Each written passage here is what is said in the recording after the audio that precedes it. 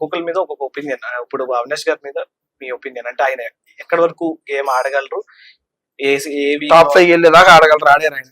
ఆయన వెళ్ళిపోయారు ticket final అది వదిలేసేయండి. ఆయన మీద మీ ఒపీనియన్ ఏంటి? చెప్పారు కదా మాస్టర్ ఎంటర్టైనర్ అని చెప్పారు కదా. సీరియస్లీ ఈ సీజన్ కి ఒక ఆయువు పోసాడు అవినాష్ అన్న. ఎందుకంటే నేను కొత్తగా వెళ్ళుంటే ఒకలా ఉండేది, ఆల్రెడీ వెళ్ళి ఇంకోసారి వెళ్ళడంతో వైల్డ్ కార్డ్ కంటెస్ట్ అందరికి తెలియని ప్రెజర్ ఉంటది. ఎందుకంటే ఫస్ట్ 4-5 వీక్స్ ఆట చూసి వెళ్ళాం, ఎలా ఉంది జనాలు ఎలా రిసీవ్ చేసుకున్నారు. అండ్ ఇదేం పెద్దగా వెళ్ళలేదు, అందరికీ తెలుసు, ఓపెన్ సీక్రెట్. ఫస్ట్ 4-5 వీక్స్ జనాల్లోకి అంతగా వెళ్ళలేదు. ఇప్పుడు మేము వెళ్ళి కాస్త ఏదో చెయ్యాలి, చేస్తే కానీ లేవదు. అది అంత ప్రెజర్ తో లోపలికి వెళ్ళాం. అండ్ ప్రతి ఒక్కడికి ఇది చెయ్యాలి అనే దాంతో వెళ్ళారు. నేను మా అమ్మని తీసుకురావాలి, నెక్స్ట్ అవినాష్ అన్న టాప్ 5 వెళ్ళాలి, రోహిణి గారు కెప్టెన్ అవ్వాలి, గౌతమ్ గారు విన్ అవ్వాలి. ప్రతి ఒక్కరికి టార్గెట్స్ ఉన్నాయి. నా టార్గెట్ రీచ్ అయ్యా, అవినాష్ టార్గెట్ రీచ్ అయ్యాడు, రోహిణి గారిది అయిపోయింది, గౌతమ్ గారిది మిగిలి ఉంది.